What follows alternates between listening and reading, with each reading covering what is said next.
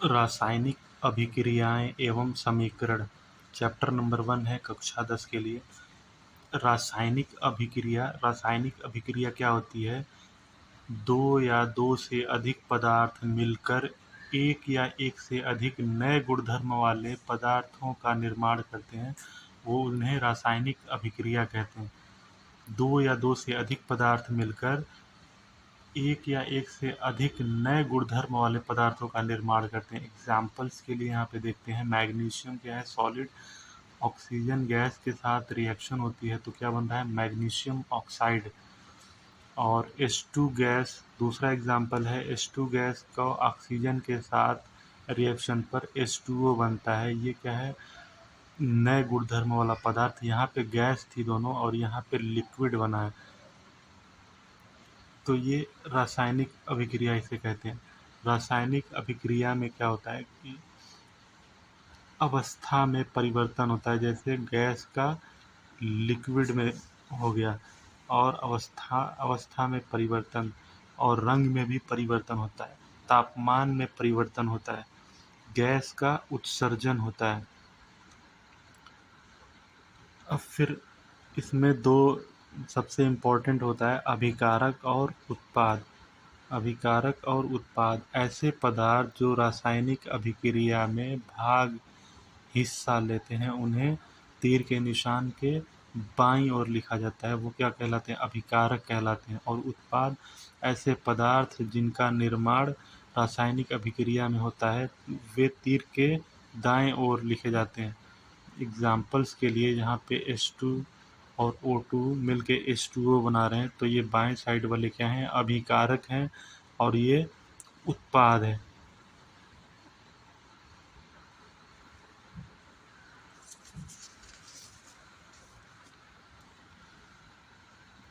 उसके बाद आता है रासायनिक समीकरण।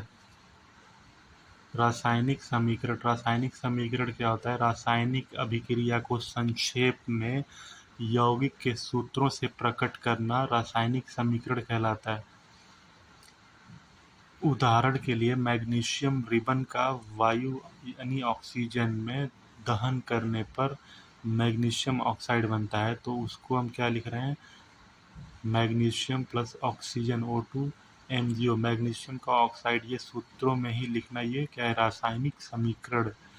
इसको हम बैलेंस भी कर सकते हैं। यहाँ पे दो ऑक्सीजन है तो यहाँ पे दो लिख दिए, और ये मैग्नीशियम 2 हो गया तो इसको भी, तो ये बैलेंस हो गया। रासायनिक समीकरण को संतुलित करना। संतुलित करने के लिए सबसे पहले सारे तत्व एक लिखेंगे, अभिकारक के एक साइड लिखेंगे, और उत्पाद में देखेंगे कितने हैं, तो सबको बैलेंस करना है। यहाँ पे ऑक्सीजन 4 है तो इसको 4 से बराबर करने के लिए 4 से मल्टीप्लाई करेंगे। तो यहाँ पे ऑक्सीजन 4 है तो यहाँ पे हम 4 लगा देंगे, तो ये ऑक्सीजन बराबर हो गया। अभी हाइड्रोजन 8 हो गया, 4 दूना के 8, तो यहाँ पे भी हम 4 कर देंगे ऑक्सीजन को, तो ये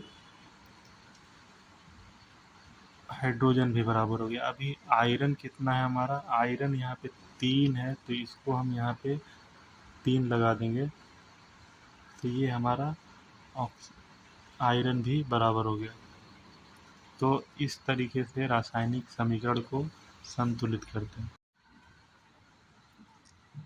रासायनिक समीकरण को संतुलित करना क्यों आवश्यक है? क्यों इसको ज़रूरत पड़ेगी उसको बैलेंस करें? तो ये द्रव्यमान संरक्षण का नियम है कि किसी भी रासायनिक अभिक्रिया में न तो द्रव्यमान का निर्माण होता है और न ही विनाश होता है। मतलब द्रव्यमान हमेशा संरक्षित रहता है। और इसका निष्कर्ष क्या निकला? रासायनिक अभिक्रिया के पहले अभिकारक एवं उसके बाद उत्पाद प्रत्येक पदार्थों के परमाणुओं की संख्या बराबर होती है, मतलब द्रव्यमान संरक्षित रहता है। रासायनिक अभिक्रियाओं के प्रकार। अब ये कितने प्रकार की रासायनिक अभिक्रियाएं होती हैं? देखो, सबसे पहले है संयोजन अभिक्रिया। ऐसी अभिक्रिया जिसमें दो या दो से अधिक अभिकारक मिलकर एक उत्पाद का निर्माण करता है, उसे संयोजन अभिक्रिया कहते हैं। दो या दो से अधिक अभिकारक मिलकर एक उत्पाद का निर्माण होता है यहाँ पे। जैसे उदाहरण के लिए कोयले का दहन, जब हम कोयले को जलाते हैं तो carbon solid O2 oxygen gas में जलाते हैं तो ये क्या बना, CO2 गैस बन गई। मतलब दो अभिकारक मिलके एक उत्पाद बना रहे हैं, तो यहाँ पे क्या हो रहा है, संयोजन, संयोजन अभिक्रिया। जैसे दूसरा एग्जांपल है H2 गैस ले लिए, O2 गैस के साथ मिल करके ये H2O बनाता है। यहाँ पे दो अभिकारक मिलके एक उत्पाद बना रहे हैं, तो यहाँ पे क्या हो रहा है, संयोजन हो रहा है। उसके बाद दूसरी अभिक्रिया जो आती है वो है वियोजन यानी अपघटन अभिक्रिया।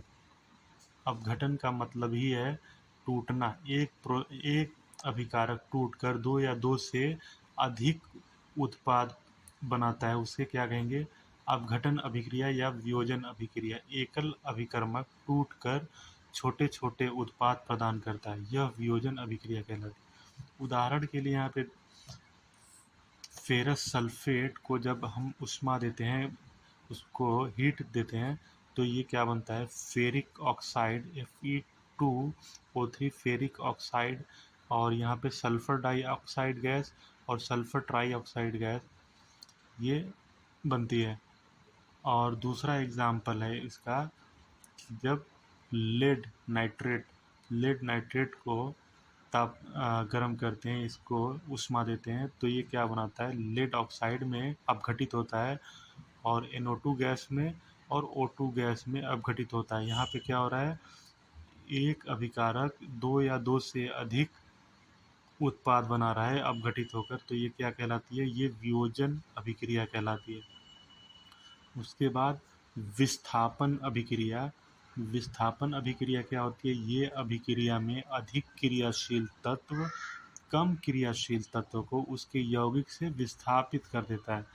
अब यहाँ पे इसका एग्जाम्पल देखिए लिखा है, आयरन जो है कॉपर सल्फेट के जलीय विलयन से कॉपर को विस्थापित कर देता है। देख यहाँ पे क्या हो रहा है कि यहाँ पे आयरन का सल्फेट बन गया फेरस सल्फेट और कॉपर को विस्थापित कर दिया ये इक्वस जलीय विलयन से, तो इस अभिक्रिया को विस्थापन अभिक्रिया कहते हैं।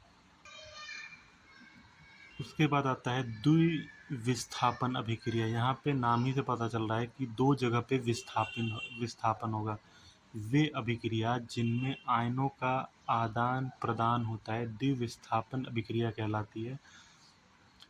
यहाँ पे एग्जाम्पल्स के लिए देखते हैं, यहाँ पे N2SO4 इक्वस है, जलीय है, और बेरियम क्लोराइड ये भी जलीय है।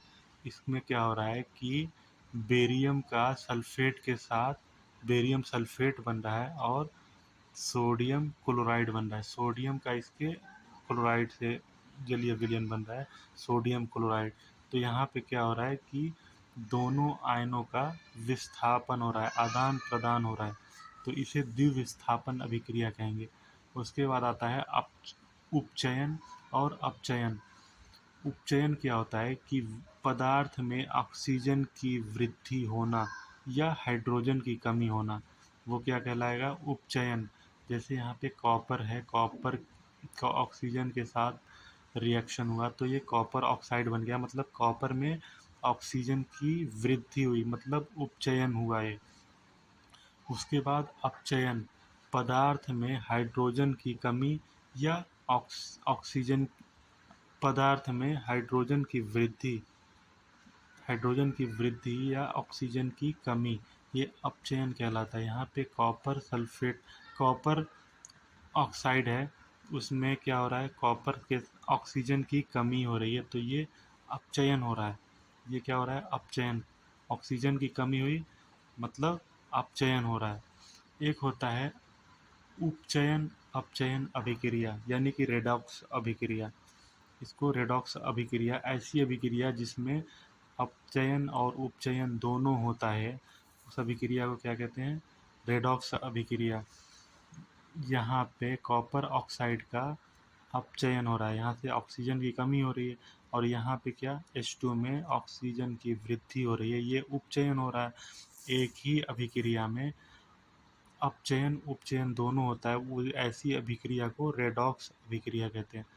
देखिए यहाँ पे लिखा भी हुआ है, किसी अभिक्रिया में एक अभिकारक उपचयित तथा दूसरा अभिकारक अपचयित होता है, इन अभिक्रियाओं को रेडॉक्स अभिक्रिया कहते हैं।